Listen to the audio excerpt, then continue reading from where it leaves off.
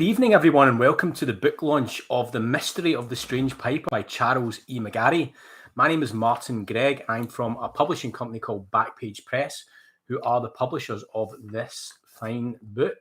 And what a thing of beauty it is too. So just a little bit of housekeeping on tonight's event. We are going to treat this like an in-person launch, so there's going to be roughly an hour running time. If you would like to submit a question, then please do it on the chat on the side, and we'll try and get to it later. The book was officially published yesterday, so this is a very timely meetup in, well, Charles's flat. Let's call it what it is, and what a beautiful flat it is. Just to let you know that this is going to be recorded for the second season, for the second episode of the second season of the debut podcast. The first episode was actually broadcast last Monday, I think it was, and that was Charles's conversation with the crime writing giant Denzel Myrick. Really, really interesting episode. I'd encourage you to seek that one out. The first series of the debut podcast is a brilliant 6-part documentary which followed Charlie's journey to the publication of the first Leo Moran book in 2017, which was The Ghost of Helen Addison. That series was actually produced by my Backpage colleague Neil White, who is currently in the 8th day of a 10-day isolation period. So, Whitey, if you're watching, get well soon, mate, and we'll hopefully see you next week. The question on your lips is, how can you buy this beautiful book? So I'm going to answer that question right now.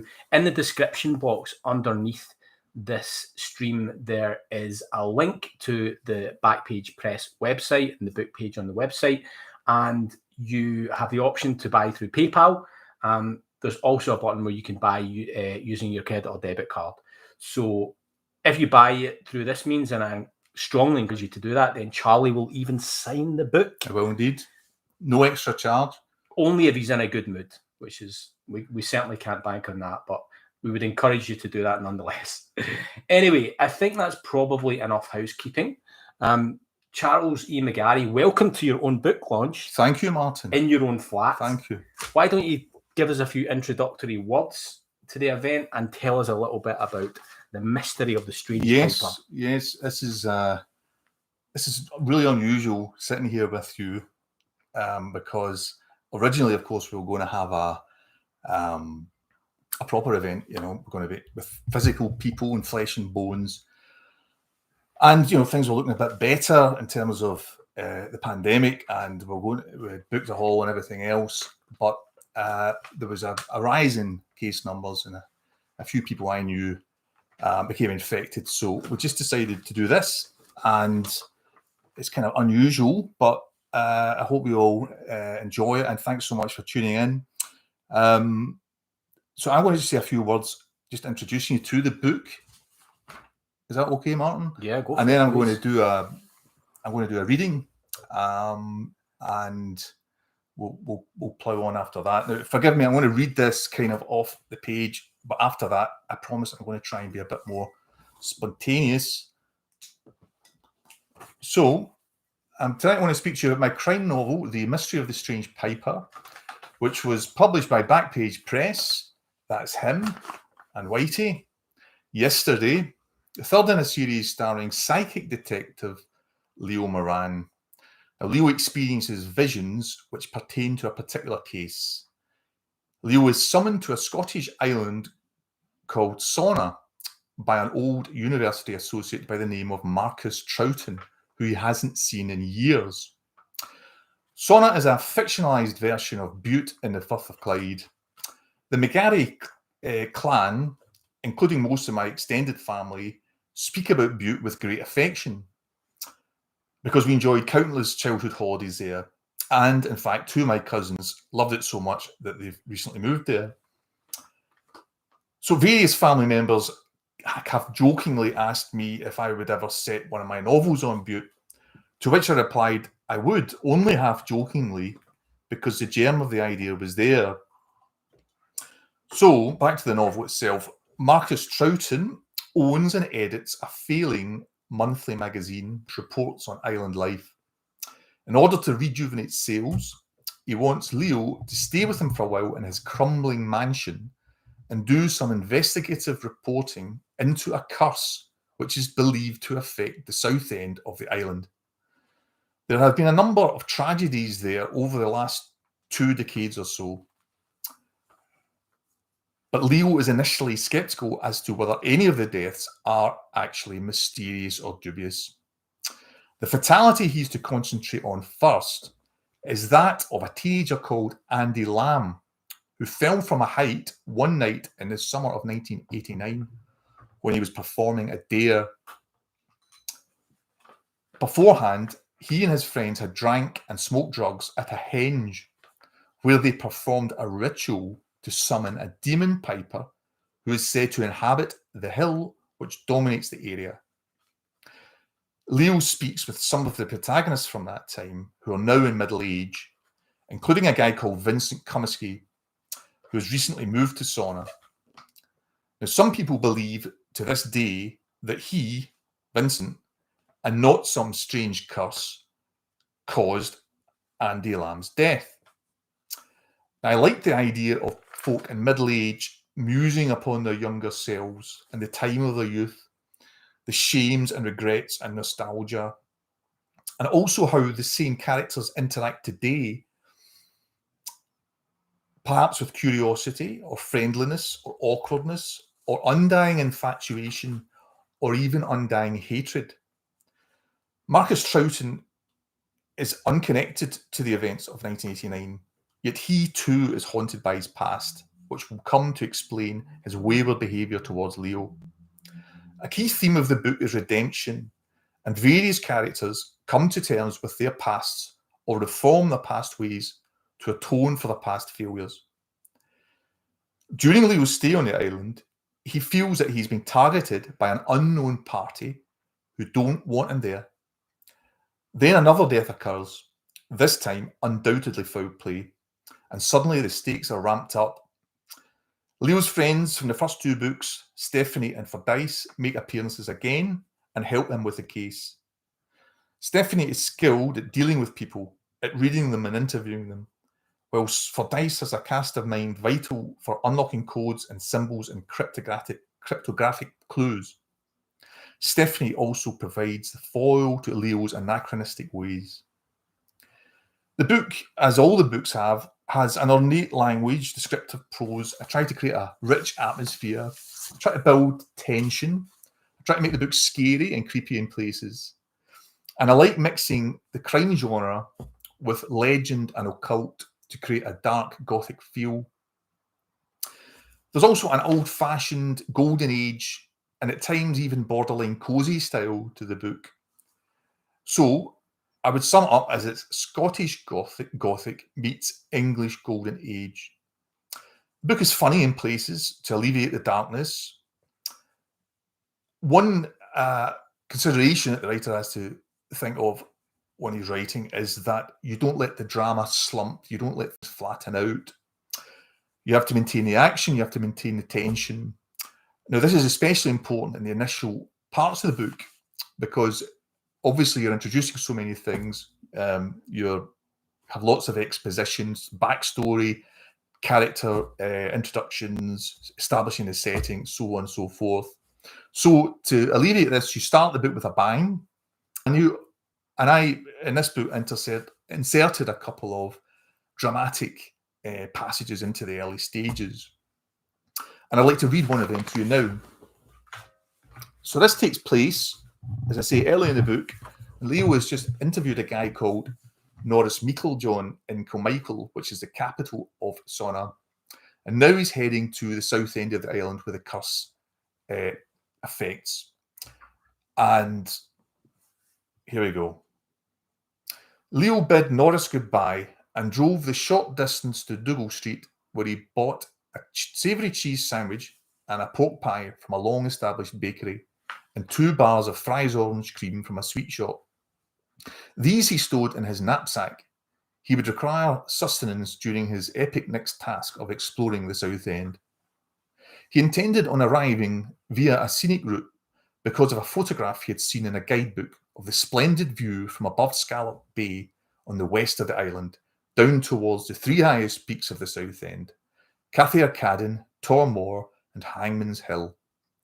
He drove westwards, past hedgerows of briar, hawthorn, fern, thistle, and flowering fuchsia, and hung a left well before reaching St Madden's, and was soon held up by a shepherdess on a quad bike who was herding a flock of sheep along the road towards a fresh pasture. Leo stopped at Humber and switched off the engine. He relaxed in his seat contentedly, glad that the dreaded interview with Norris was over and had gone smoothly. He popped a segment of orange cream into his mouth and observed the pleasant scenery, the gently rolling countryside, then inched Madden, Erin, and Kintyre over the shimmering sea. He considered how an island is a singular entity, its own kingdom within its sea-lapped confines, with its particular history and politics and class divides and tragedies and rivalries. A country in miniature with its uniquely varied topography, its capital city merely a small town, every parish like a county, every farm like a parish. Its highlands loom as large in the circumscribed imagination as the Cairngorms, its fresh waters as mightily as Loch Lomond. Leo watched a charming border collie obey the shepherdess's commands with precision, finally scuttling towards her and leaping onto the back of the quad. He was only vaguely aware of the powerful green car which had followed him from Kilmichael, its engine idling in a menacing low growl. The sheep had been neatly corralled into their new pasture, and Leo returned the friendly wave from the shepherdess as he passed her. The road climbed and then ploughed past farmsteads and rugged fields towards Scallop Bay. Soon the green car, a coupe, was tailgating Leo, and he was annoyed with himself that he unconsciously relented to the pressure by increasing his speed. At one point the road veered leftwards, yet it was at this perilous juncture that the coupe's driver decided to overtake. Leo recognised the Jaguar emblem on the vehicle's rear, and then realised that a cloth had been bound to its number plate. Then, bizarrely, it slowed, causing Leo to press the brake pedal. Then it drifted into the right-hand lane, decelerating even more such that Leo was again in the lead. As they passed, Leo glanced towards the motorist, but his face was obscured by an old-fashioned leather driving helmet and goggles. Suddenly, the reality of the situation dawned on him. He was being deliberately targeted by this person. When the Jaguar swung in behind, Leo realised that the front number plate had also been obscured. He decided to pull in at the next opportunity, but there was no verge here and it was not safe to do so. The road climbed further, and then Scallop Bay came into view and a sign warned him of the sharp left bend ahead. Leo tried to slow down, but the Jag was now almost touching the rear of the Humber, and then he felt a slight jolt as his car was nudged. "Come on, old girl, hold the road," he muttered as he gripped the wheel tightly. The highway broadened now, and Leo cursed himself for not hugging the left. The Jaguar powered into the space and made to cut him off from following the abrupt curve and force him through the hedge ahead, and, Leo suspected, over a drop. At the last moment, he noticed an open farm gate to a track to his front right and steered the Humber towards it, praying that there wasn't an oncoming vehicle, plunging the clutch but taking care not to depress the brake pedal too heavily to avoid losing control. After 60 yards of rumbling down the track, which shot off at an angle, the car came to a halt amid a cloud of dust. Leo took a long breath and looked to his left. The drop wasn't as steep or as high as he had feared, but it might have been enough to have injured him or even ignited his petrol tank and incinerated him. Probably the Jaguar driver had obscured his plates and worn his helmet and goggles lest he be identified in the eventuality which had, in fact, unfolded: Leo's survival. He looked ahead and only now noticed the stunning view of the three highest peaks of the South End. Not exactly under the circumstances he'd had in mind. That was a brilliant reading, Charlie. Thanks very much for that. As you know, I'm a man for asking the questions that others are afraid to ask. So my one query from that reading is, can you still buy Fry's orange creams? Because I can't find them anywhere. Well, that's an interesting question, because they deleted them a few years ago. I couldn't believe it. I thought they were quite popular. And then they had a brief comeback. Found them in Home Bargains, actually. You get a pack of 3 or 4 with a nice old-fashioned Fry's Boy. Remember the Fry's Boy? Yeah. Mm-hmm. A fine confectionery. If you're watching Mr. Fry, please bring them back. Yes, indeed. Fry's orange creams. You can still get the peppermint and the, I believe so. the other variety as well, but was it raspberry? I don't think you can You find don't them know, do anyway. you? May have sounded like a frivolous question, but you're a man for detail, and that's why I asked it. We're going to talk about book covers next. Have you ever heard the phrase "judge a book by its cover," Charles? Perhaps. No, I don't think perhaps. I have. I think I just made it up there. But anyway, I want to talk about this beautiful book cover, which I'm holding up close to the camera, and you can also see it behind. And I think this kind of mirrors how it might look in a bookshop, and you really get a jumping off the shelf at you with that incredible red cover and the goat's head in the middle of it.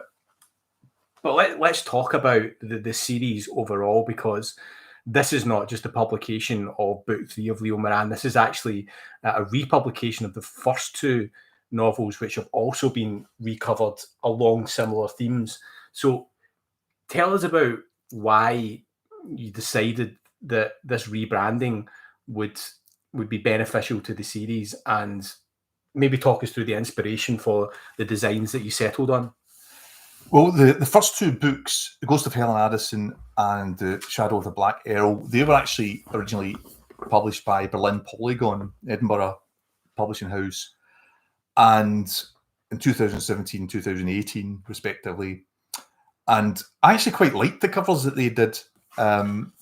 So this is the Ghost of Helen Addison, which is, I mean, it's a brilliant cover. I would describe that as almost quite Scandi noir. Always reminded me of the opening sequence to The Killing, that Scandinavian drama where there's a girl running through the forest, and that kind of mirrors that. So really powerful cover. Yep. And this is the second one. This is the original one, of course. And as I say, I quite like them, but as I said earlier, the books have got a kind of old-fashioned golden age style to them. And some Angie Crawford, who is quite a senior person at Waterstones, she arranged some book groups at different Waterstones branches, and some of the feedback I got was that people were quite surprised by the contents of the book. They expected something like a Scandi noir or maybe a Tartan noir, but so when we came to have the third book published by Backpage, and we obtained the first 2 books as well, we thought it'd be a good idea to rebrand them. Now, I only had the vaguest idea of what that would mean. Something more traditional. Maybe something a bit Art Deco. I had an idea that maybe there could be an action scene from the book rendered in an Art Deco style, or maybe something a wee bit more whimsical than that in an Art Deco style, almost a kind of gentler, maybe comedic rendering of something from the book, or some of the characters from the book. So this would be about best part of a year ago, and obviously with a book launch, there's so many ducks you have to have in a row chronologically, and I was kind of getting up against it. I was really struggling for inspiration. Spoke to a couple of designers, but it didn't really work out. And then I noticed some of the results of a design competition on one of these online kind of, what would you describe them at? These places that designers and other artists go on to ply their wares. Was it 99 Designs? I think it was, yeah. And so this competition, someone had commissioned a competition for a Marjorie Allingham omnibus. Now, Marjorie Allingham was one of the Golden Age writers. She's actually one of the better ones. So they wanted some publisher wanted to reproduce her, some of her best stories. And one of the people who didn't win it was a woman called Lydia Puccetti, who's from Brazil. and she'd done these 3 covers, except this colour scheme. So she'd kind of designed 3 of them for this, and I came up with the idea. I thought, okay, quick and easy way to do this. Obviously change the words, and she then laid these beautiful little illustrations. Obviously, change them to items from my books. And so I got in touch with her and kind of explained the concept and agreed the concept, and then agreed a price. And it was quite straightforward, actually. I mean, a bit of to and froing, but what I would say is that everybody who's seen them has been really taken with them, and I'm just really pleased about that. And it does fascinate me a little bit that crime, the genre of crime fiction, certainly in this country, to me, the covers all look very samey. Now, I don't think that's. I think that's probably deliberate by publishers, because obviously they sell a lot. There's a big percentage of fiction sales are crime, and you want to let your customer know what they're getting. I understand that, but just so often it's an out of focus, gloomy photograph, and then a kind of shiny writing atop of it. And I just thought it'd be good to just do something a wee bit different. And I'm a bit surprised that more publishers don't do that, because sometimes these crime covers can look really good, but nothing separates them from the crowd. So I'm really pleased with them. Yeah, they look magnificent. As I said, as a publisher, I'd like to take some credit for it, but it all goes to you, Charles, because you conceived of the idea. But let's give credit to Angie Crawford and her book group up in Waterstones, Perth, I think it was. If memory serves me right, I think they gave you a bit of a hard time, actually. Oh, that was Dundee. No, was that Dundee? Yeah. Right, okay. It's just that I have nightmares. It's funny being predominantly having published sports books over the years. You have a fairly generic approach to the cover. You just tend to, it's usually hinged around a leading athlete or a team, and you just look for an iconic image of either the athlete or the team and dress it up nicely, and that's it. But it seems quite obvious that the purpose of a cover is to sell the content within. And I didn't have any complaints about your initial covers. I thought they looked really good. I liked them, and then it was quite a revelation, almost in a way, wasn't it? It was to get that feedback so strongly. It was really, really insightful, actually. Yeah, and the thing is, it was only when it's so obvious, isn't it? But it never really occurred to me. I mean, they're a little bit different, the original two. They're a bit kind of haunted looking, and they're good designs, no doubt about it. But I think that the new ones definitely reflect. Look, you can't judge a book by a cover, to answer your original question, in terms of its quality, but you should be able to judge its genre, its style, put it that way, from its cover. That's what I think. Yeah, absolutely. So we're going to move on to talk a little bit about writing about a place you love and the idea of the setting of the book. Just before that, we've got some feedback from Aileen O'Keefe, who answers the big question of the night. Raspberry Fries Cream is out on limited edition. I know you've Thanks, Aileen. That's my sister, Aileen. She's really big on our retro sweets. Yeah. So I trust her information. Let's talk about writing about a place you love. The Isle of Sauna is a thinly veiled Isle of Bute, which is obviously a place that's very dear to your heart. You and the family used to holiday there every year. Tell us just a little bit about your relationship with the island, because it's a place you've been going to for your whole life, really. Yes. Virtually all my childhood holidays were spent in a place called Catton Bay, which is in the south of the Isle of Bute. The book is almost the Isle of Sauna in the book is almost a facsimile of Bute. There are some slight changes, but to all intents and purposes, it is Bute, really. It was my dad and my uncle John, God rest them, bought a room and kitchen holiday flat, probably in the early 70s, and it was great. We'd split the summer holidays between us, and we just absolutely loved it. The flat was, they decided not to do it up, and it remained like a kind of living museum, this flat, and it was like stepping back in time. It had some things were better than others. The open fire was wonderful. but the lack of running hot water and the lavatory on the stair landing wasn't so neat. But whenever, well, we often discuss it, and with great affection. Throughout my extended family, we discuss that flat, and we discuss the beauty of the place and the freedom that we had and the ability to roam, and also we discuss the people who were there, the other holidaymakers, the locals, some legendary characters. And it's quite nice actually, because a lot of people have, including myself, has kind of rediscovered it as an adult. A lot of people have their holidays now. They take their own kids down, and it was what I would say is that this book is obviously set somewhere that I know intimately and love, whereas the first two books, they weren't places I was particularly familiar with. Actually, the first one was Loch On, which is really just Loch Awe. A bit different from Loch Awe, actually. I messed it around a bit, but it's very heavily based on Loch Awe. The second book, Shadow of the Black Earl, is a fictionalised version of Cucuberryshire. Pretty close match. And I like both those places, but I wasn't particularly familiar with them. I didn't have that intimate connection or affection for them at the time.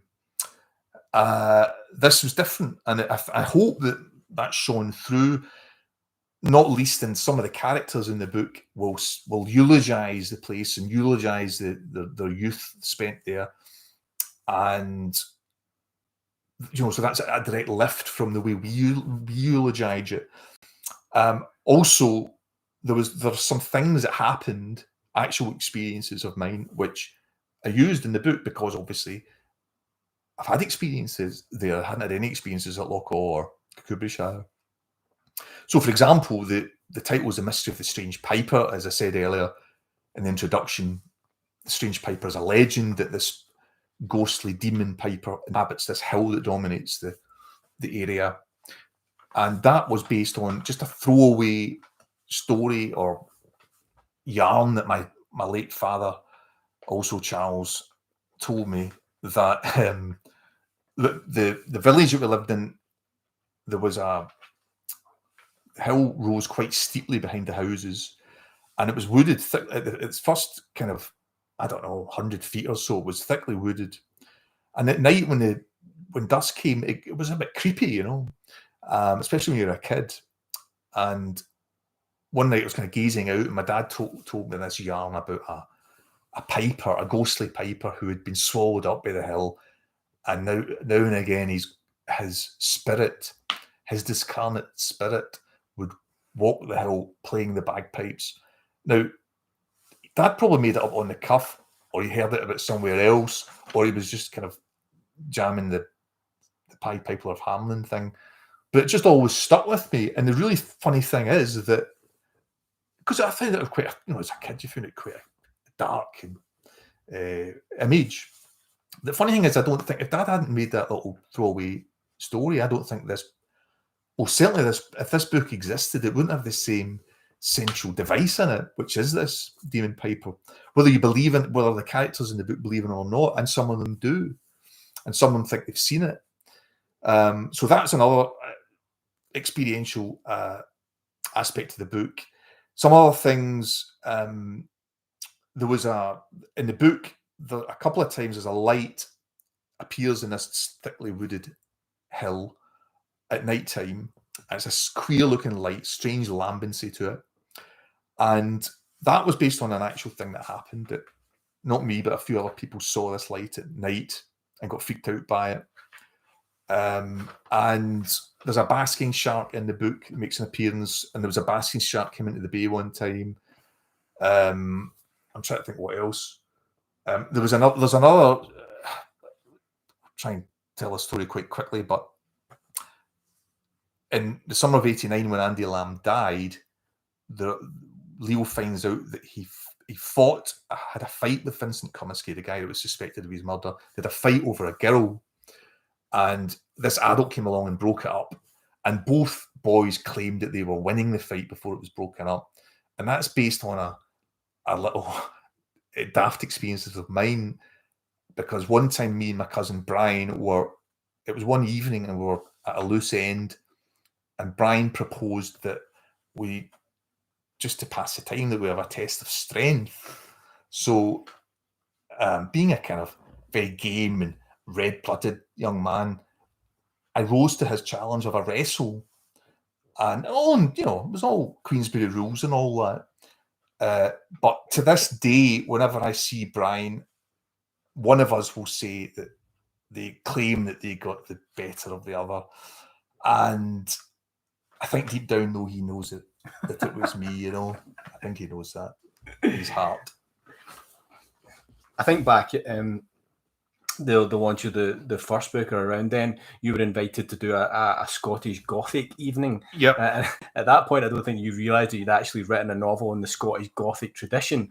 But like since then, obviously, you're much more aware of what that tradition is, and the recurring motifs that are associated with the tradition. So, like, talk a little bit about the third book and how it might fit into the Scottish Gothic tradition.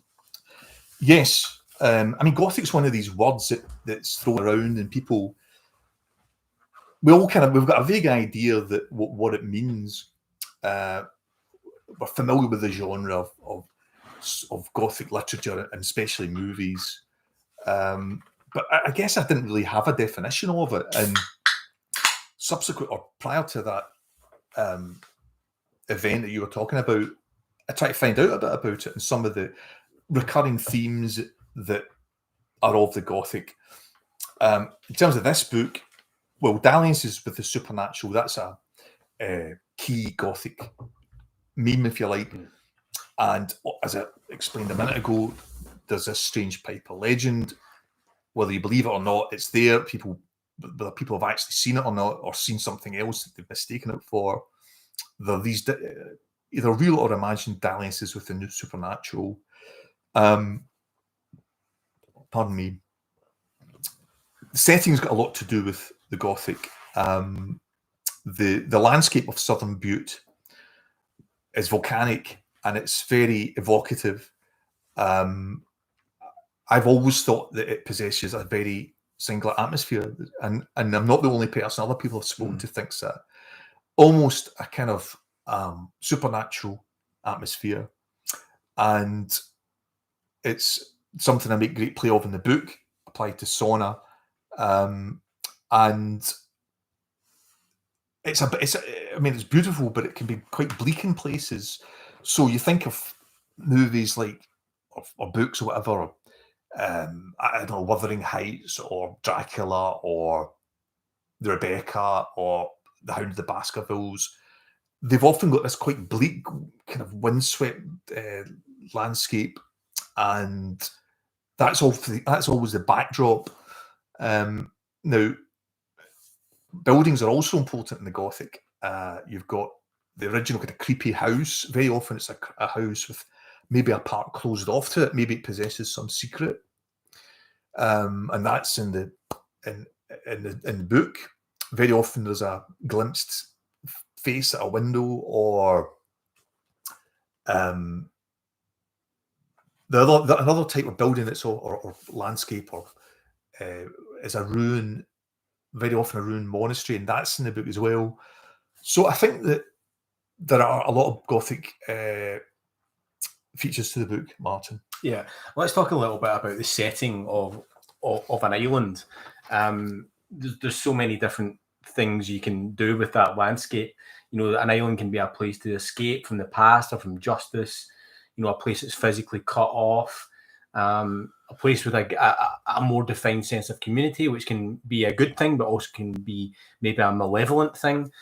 Tell us, how did the setting of the island facilitate the building, the construction of the crime novel?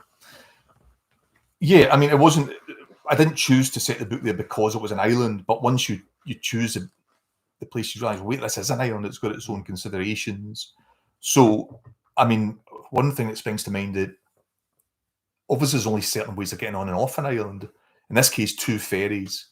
So if you've done a bad deed, especially if your car identifies you, like it's conspicuous in small communities, but especially in islands, I think it's heightened, and that goes for bad guys, but also for Leo Moran, for a detective investigating a crime.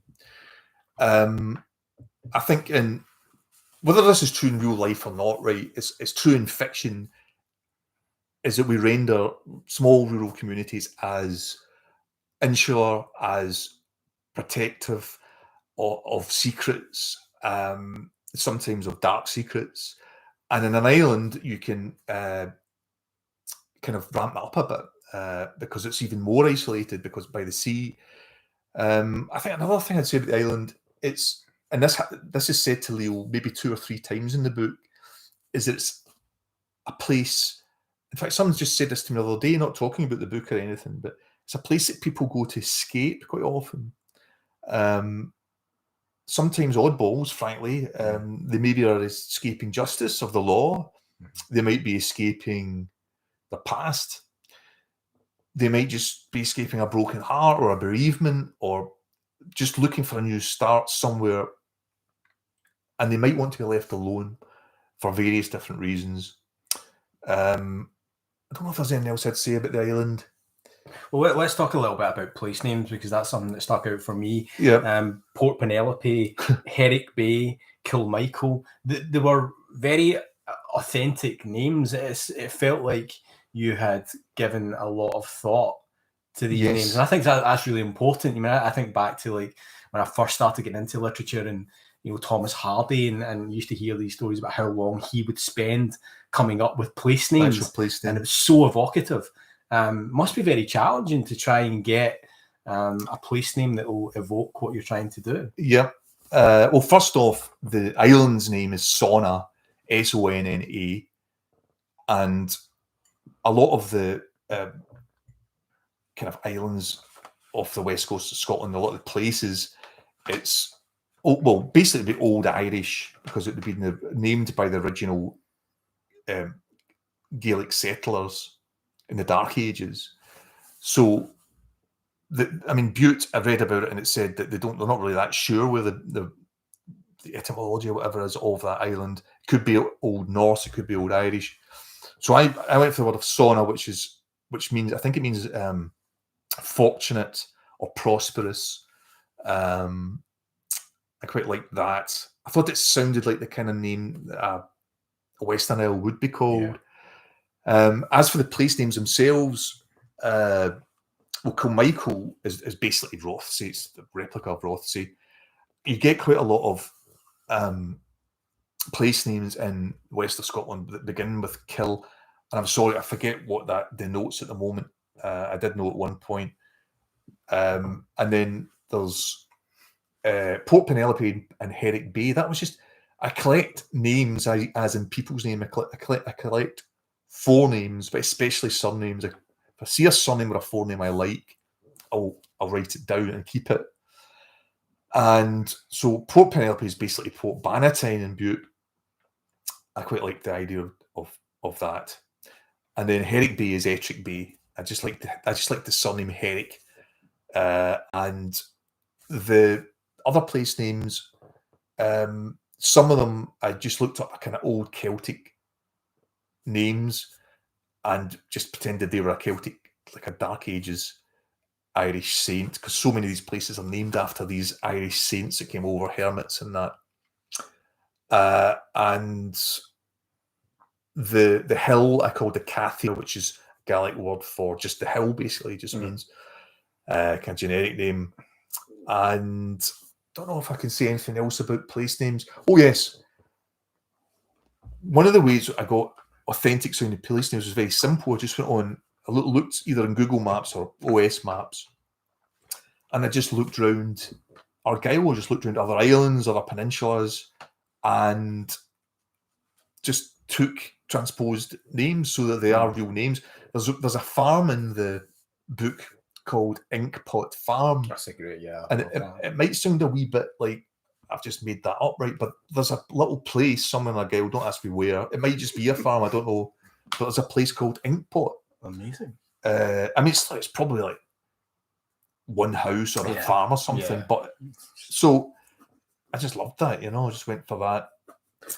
Well, let's talk a little bit about research, because that's an area that you really enjoy. I think is a big Yeah. part of the creative process for you. Is you know, filling your notebooks worth of all manner of details, some of which you use, some of which you don't, but it all goes into the process. And I was very privileged to actually come with you on a research trip to the Isle of Bute. Yes. Was that a couple of summers It ago? was May 2 years ago. May 2 years ago. I felt like I get sold a pup slightly, you know, because I thought this would be a little maybe 2-hour poodle round some scenic views. Yep. And you know, 6 hours later, it was a hard day's graft. It was a hard It was day's very graft. hot actually that day. Beautiful. It was. But it was amazing to see your attention to detail was remarkable. I remember standing at the bottom of a cliff, and you were saying, if somebody fell off this cliff, do you think they would die if they hit their head off? And I was like, Charlie, I don't know, man. I'm just a publisher. You need to make these sort of decisions. But it was a real learning experience for me about how much goes into to these novels. But like, just talk a bit about that day. You know, the 6 hours in the blazing sunshine. What things you were looking for, and all the detail that gets poured into these books. Well, I think the first thing to say is that I think at that point I was still considering just setting the book in Bute, and in other words, not fictionalizing it, not creating this version of Bute called Sauna.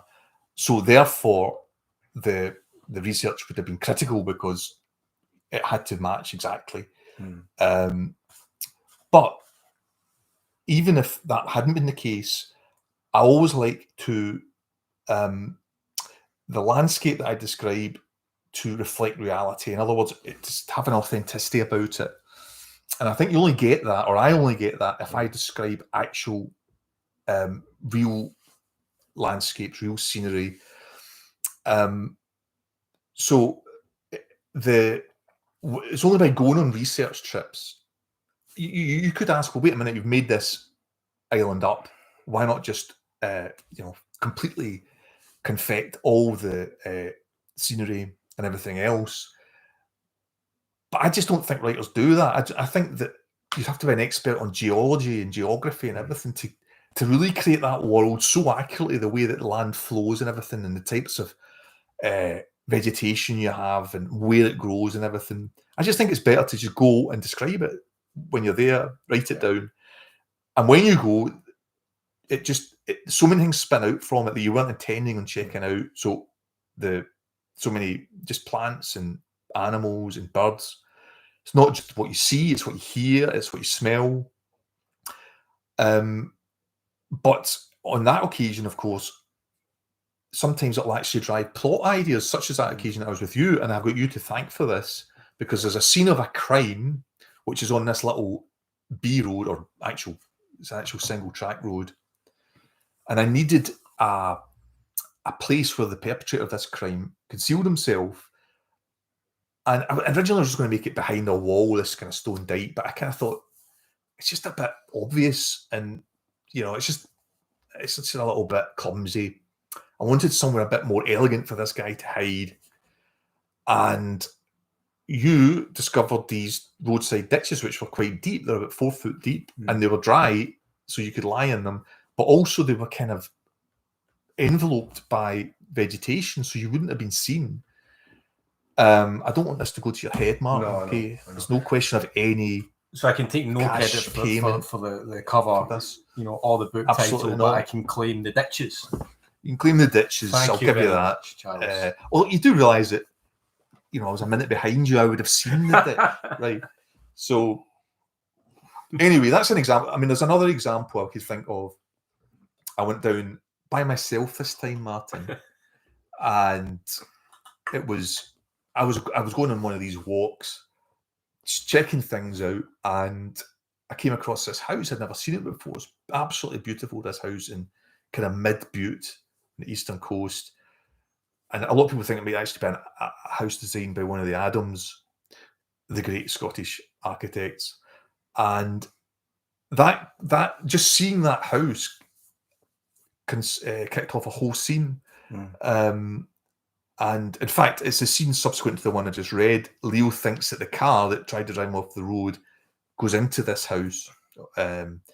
So he goes to investigate. And I just loved that scene. And it helps, as I say, break up the kind of flatter moments in the beginning of the book. And some of the research trips could get a bit challenging, actually, because I would be really going off the beaten track, not just that day with you, but in the north of the island, doing walks that weren't really walks, going from point A to point B, and there was no path, and clambering up kind of muddy inclines and over high barbed wire fences. And I remember getting stuck in this salt marsh, not stuck, but just kind of having to pick my way through this thing, and it took ages. And I remember there was another time that I walked up from Ettrick Bay, and after a while decided to go on the coast to see what the coast was like, and it was hellish. It was just like a jungle, and it was really rocky and everything. So eventually I cut inland, thinking I was going to pick up this farm road again, and then I realised I'd gone too far, I'd gone above this farm, and so I thought that's fine, I'll cut through the farm. But the dogs of the farm got wind of me, Martin. I'd broken quite a sweat by now. And I didn't see them, right? But sometimes what you don't see is worse. It was like the hounds of hell. So being a physical and moral coward, I turned on my heel and I had to go all the way back through all this bloody vegetation, etc. Missed the ferry I was planning to get home. But these are the things I do for my art. Yeah, exactly. For your art. It's incredible, the sacrifices. I don't want thanks or anything. I think I mentioned at the start about buying the book. Just a gentle reminder that the link is in the description box just underneath this stream. If you click on that, that will take you to the Backpage Press website where you can buy via PayPal or using a debit or credit card. I want to talk about character. Yeah. The more eagle-eyed viewers will notice I've been channeling the spirit of Leo Moran by supping on alcohol every 5 minutes. He would be aghast, of course, to know that this is actually 0% lager. Both 0% and the fact that I'm drinking lager, he would be disgusted by. I think that's true, yeah. Both of those things. Anyway, there's a great character called Marcus Troughton, who I think you had a lot of fun writing about in this novel, but I want to talk about him in a moment, but let's talk about Leo first, because he's the character that people watching and listening to this will have met, hopefully have met before. I just wonder if you could sort of reflect on how he has evolved as a character from the first two novels. I definitely noticed a kind of tonal shift in the character. Dare I say it, like a slightly more sober Leo in the third one, maybe literally and figuratively. Do you think, well, sum it up for us, how do you think he's changed in this third novel? Well, I'm glad you picked up on that, because that was deliberate, but it was meant to be subtle. So, it wasn't something I wanted to overstate. Mm-hmm. But I guess in the first book, we're introduced to Leo. So he's a very cultured man, very genteel man. He drinks far too much. And that's obviously an issue for him. He's, as he has these visions. What else would I say about him? He's a devout Catholic. He's got a very, he believes in the supernatural. He believes in the other side, if you like, the other side of the veil. He loves beautiful things. He loves good food and good wine. So he's this kind of larger than life character. In the second book, the beginning of the second book, he's not in a good place. First of all, he's killed a man. Okay, I don't want to give away any more detail than that. Now, the man who killed was despicable and also he killed him in self-defense. But nonetheless, he's traumatized by this, as anyone would be, any normal person would be. Also, he has he's just lost a friend suddenly. has passed away. So he's in a really bad place at the beginning of the second book. He's very depressed, and he's drifting into alcoholism, I suppose. Fordyce, his friend, invites him down to Kubrishire and to spend the summer to kind of recuperate.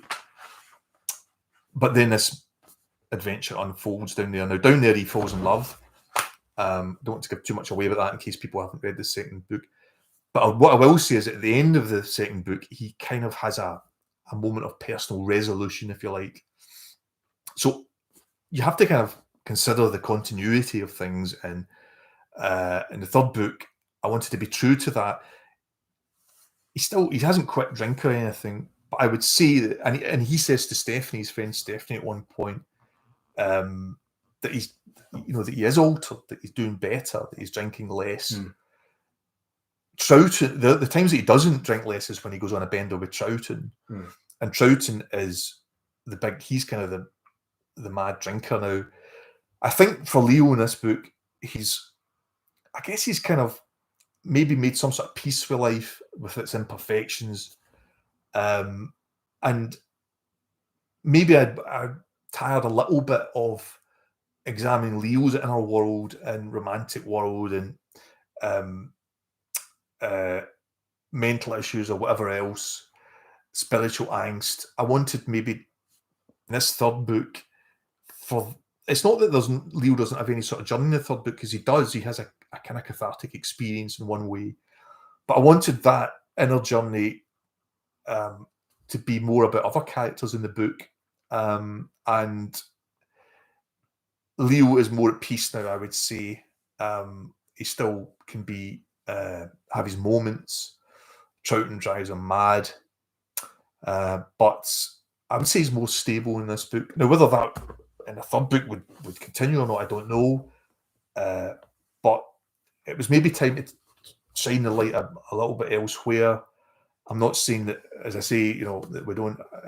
Leo doesn't have some sort of inner turmoil in the book, but ostensibly it's other characters' inner turmoil that we're concerned with. Yeah, I mean, the character of Troughton is a remarkable creation, like really outlandish character. It's funny that he has this relationship with Leo from university, and I almost felt like he was almost caught in time, like he was still living the life of like a 19-year-old undergrad, and all these like daft escapades and like debauchery and all these things that you would do at that age, but he's kind of caught in time, and he's still kind of living out this life. That must have been a riot coming up with that character. It was the most fun I've ever had writing Marcus Troughton. And yeah, he's a guy that hasn't grown up at all. And in fact, if you consider Wind in the Willows, Toad, he's kind of like the rich aristocrat who hasn't grown up and just spends his money on. So I kind of name check that in the book, The Wind in the Willows. So Troughton, he's eccentric. His parents are dead, but they had money, and they owned kind of old money. They owned this lovely mansion house which Troughton lives in, but he's kind of squandered the fortune, and the mansion house is crumbling and falling apart.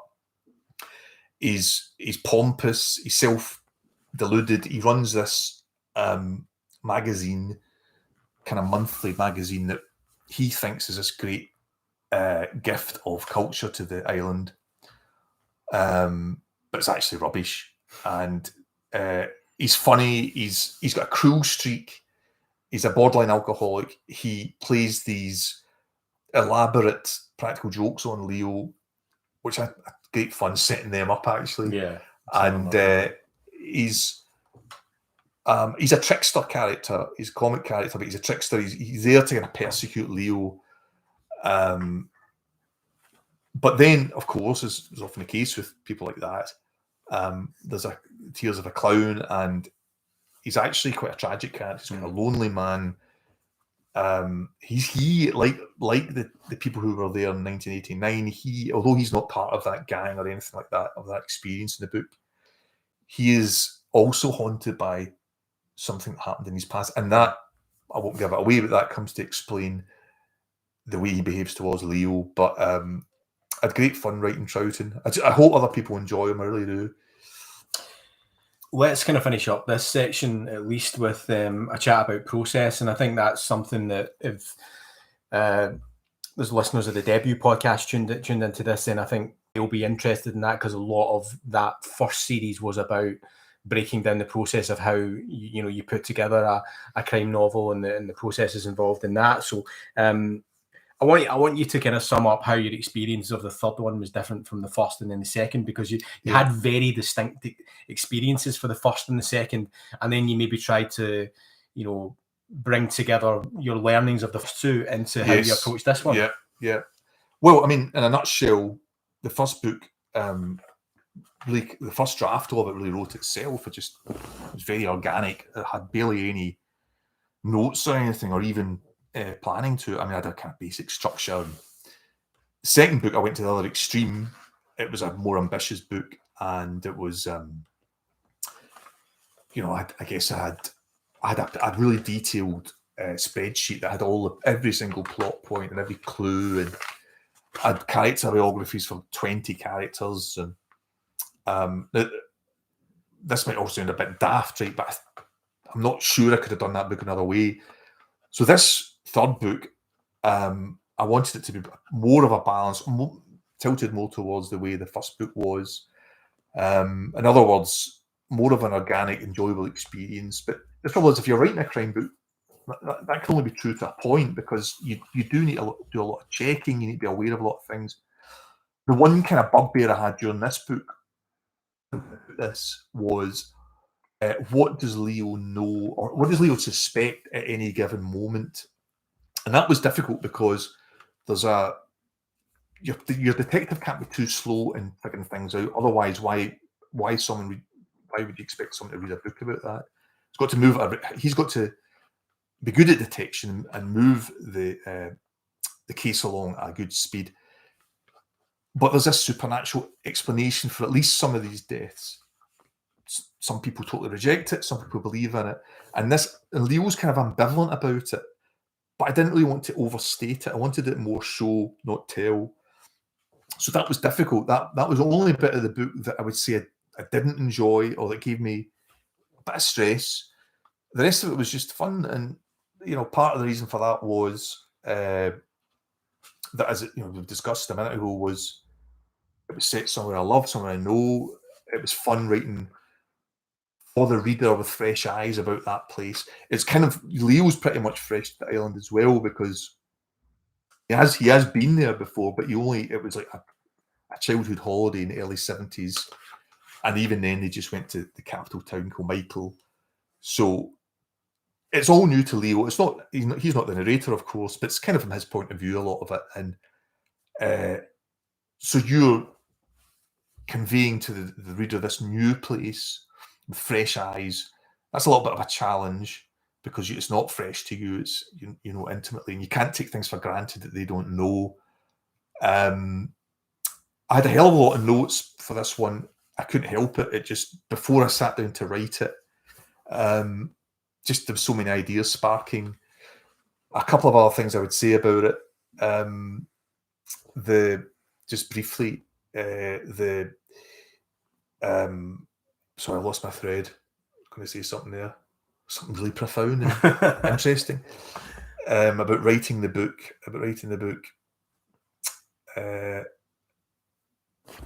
Look at my notes. You know what they say about dead air, Martin? It's a crime. We have got some very juicy questions teed up, so if you want to... one thing I was going to say, it was just that you learn from your past experiences, your past mistakes. You learn to trust your instincts more. You don't go down blind alleys, because you've got the experience of the first two books, and so it's easier, it's more enjoyable. And what was the other thing I was going to say there? This was the one singular thing about this book was originally the perpetrator was different from who the perpetrator is in the book. Amazing. And that had, if you told me that, a couple of years ago or 3 years ago, before I kind of started developing this, I just said, no, that would never happen. I always know in advance. Now, I hadn't really started writing the book, but it was well into development. And the perpetrator, the real perpetrator, they were going to have committed a lesser crime.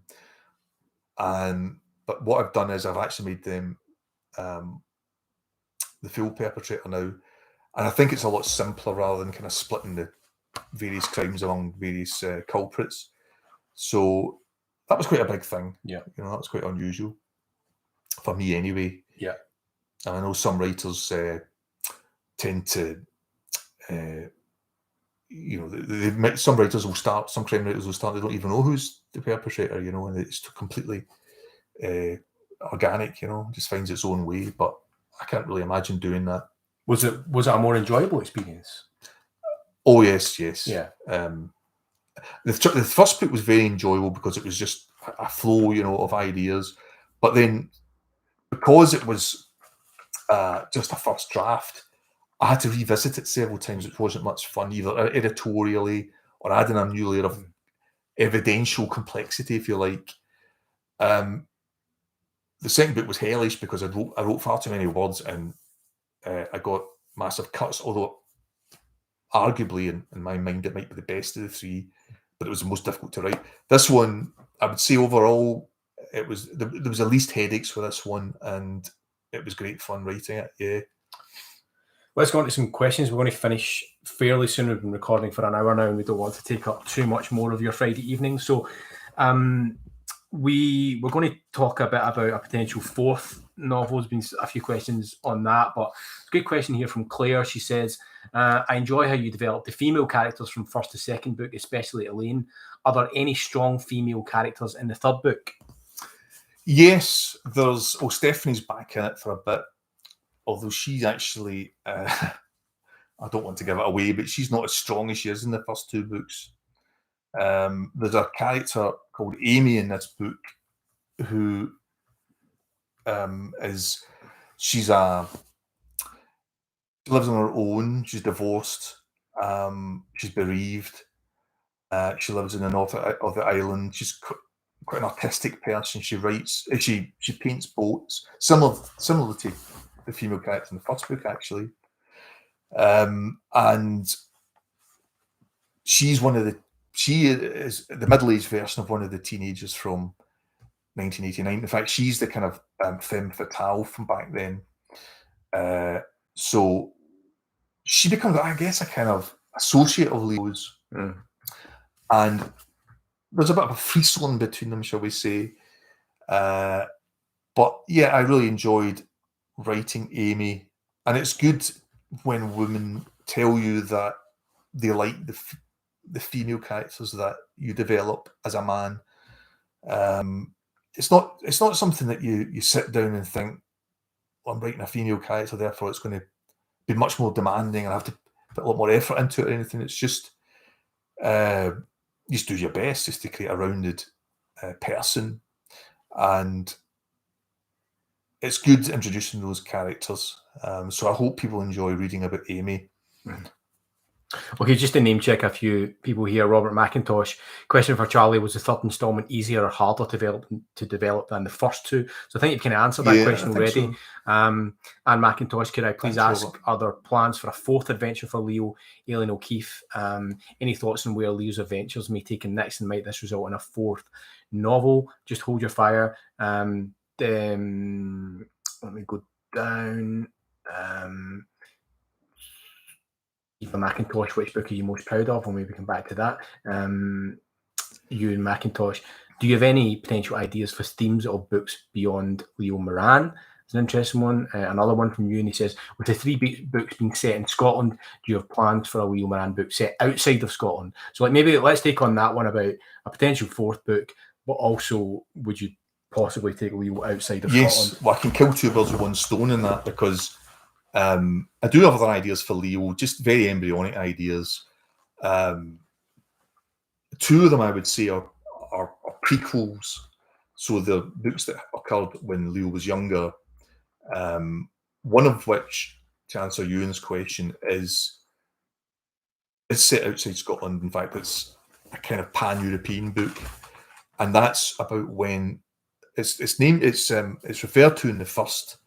This adventure is referred to in the first novel, and this is how Leo made his fortune, because he found the daughter of a wealthy family and was well rewarded for it financially. So, yes is the answer. I could conceivably set these books anywhere. I mean, the kind of recurring theme is that it's somewhere in the Scottish countryside, and he goes back to Glasgow a couple of times, or maybe sets off from Glasgow. But I don't want to be too beholden to that. I quite like the familiarity of doing that. The thing about sorry, what was our question? The fourth novel, potential fourth novel. So another prequel idea would be is also referred to in the first book. It's called The Monday Murders. So Leo helped police, a guy called Detective Carolan, solve the Monday Murders. That's all it says in the first book. So I thought maybe that could be about a serial killer in the 1990s in Glasgow. Doing some ideas for that, but there's another idea I've got for a book which is set in the Scottish borders. It's not really in any specific place. It's a kind of just different fragments of places that are brought together. Again, these are all embryonic, but you kind of know when you've got enough meat in the bone to get started on it. In terms of even Eva had said, which one are you most proud of? Which one are you most I mean, proud of? that's I think I don't think there's a heck of a lot between the books. The second one, I think maybe marginally is the better book.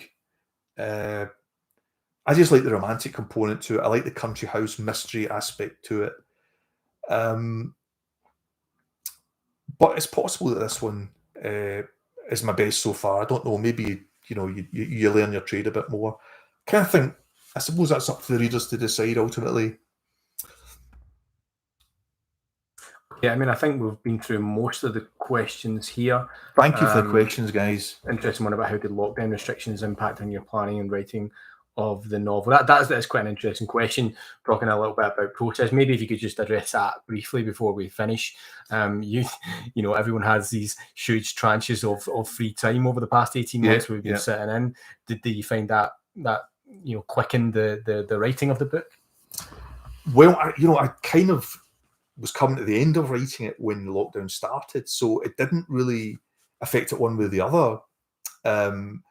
So it's all the tasks that go after that, the editorial process and all the things you're very familiar with, Martin. A lot of these things were done remotely. A lot of the media, such as tonight, but other stuff as well, is all going to be done remotely on Zoom. That's a big change. It let me, I think someone, it might have been you, and had asked a question there about would you do fiction out with Leo Moran, and the answer to that is yes. And lockdown's actually more of a benefit to that, because I've developed some ideas that are not crime fiction, not Leo Moran, and they've got an awful lot of work to do with them. But that was just purely because it was because I suddenly, like everybody else, had spare time. So I started developing. They kind of they tend to be either crime novels or dystopian novels that I want to write. I'm not really setting out to do that, but there's a couple of ideas was dystopian. One of which highly original idea, Martin, of a pandemic. So I don't know where I got that from. Just me and about 50,000 other people in Britain sat down and scoped out a book about a pandemic. I think it's time we wrapped up. I know you want to do a final reading. Sure. You've got an appointment with a cup of Horlicks and a question of sport. That's your standard Friday night, isn't it? I think. That'll see me off to ready bye-byes. Okay, you want to do a final reading, is that right? Yes, please. This is just a reading I've chosen because I think it stands out quite well. It's later in the book. Leo has left Troughton's mansion and moved to the South End, partly because Troughton's become insufferable, but also partly because he wants to be nearer to the scene of the crime. So he's rented a little holiday flat, which it's not the same as the flat that I described earlier that my family had, but it's influenced by it a little bit. So I'll now read that to you. I'll just put this wee lamp on because I'm getting old. At closing time, Leo was content to return to the solitude of his flat, dashing the final 100 yards due to an onslaught of biting midges. He poured himself a generous dram and sat for a while examining the photographs he had taken of the murder scene. At one point, he went to the kitchen to fetch a glass of water, and as he glanced out of the window, he happened to notice a light, a queer lambency of indeterminable colour, emitting from amid the darkened trees on the steep hillside. He immediately thought of the strange nocturnal light in the very same woods that Amy had said Andy Lamb had been unnerved by in the summer of 1989. Leo felt himself rapidly sober up. Duty compelled him to investigate. He sighed heavily and muttered, "Forward, Moran." Once he had pulled on his stout walking shoes and tweed jacket and armed himself with a Stanley torch, Leo left the building by the rear exit and walked up the long, shadowy garden. He looked up to see a helix of bats pouring ominously from the woods, as though spooked by whatever lurked therein. He went through a gate which opened onto the track at the foot of the scarp. He hadn't seen the light since he had stepped outside, but he clambered up through the vegetation to the approximate location of its source. It felt distinctly creepy being in the dense woodland at night, and when Leo recalled poor Miss Green, who was found hanged from a nearby bough, it gave him a fearful chill. He raked the surroundings with his powerful torch, dreading what horror its beam may rest upon, as it rendered leafage in a weird beauty of artificial greenness, exposed in savage detail every filament of moss on a branch, and made fantastic crooked shapes of the trees, hags and goblins and grinning ogres. He picked his way northwards for a while, parting branches and taking care not to trip on roots and uneven ground, and then glimpsed the light again, blinking through the foliage. He realised that it had moved off the hill and into the field to the immediate north of the village. Its texture seemed different now, more clinical and less otherworldly, and its beam sharply defined. Leo found a way down the steep leafy slope, inadvertently riding a portion of it on his backside, the torch falling from his grasp and barrelling crazily into some herbage. He was stung by nettles when he retrieved it, and after a brief flicker, it stopped working. He groped his way up the track and along the top of the gardens to where it skirted the field. He had lost sight of the light, but then it reappeared. It was seemingly hovering in the open land, above some indistinguishable physical mass.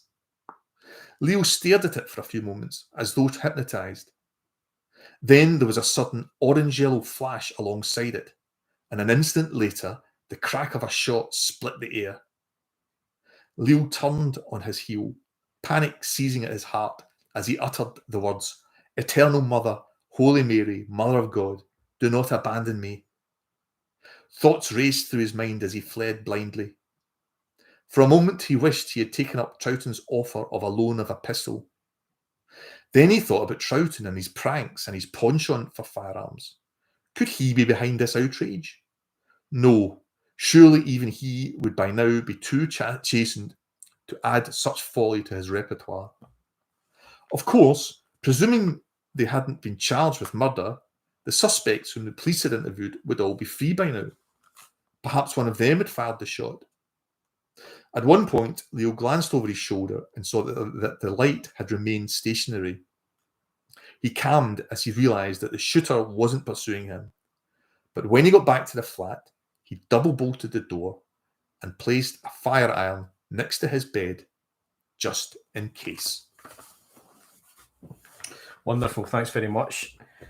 Just for your information, if you'd like another extract of Leo Moran, then there will be one in tomorrow's Scotsman newspaper, which is a very evocative scene.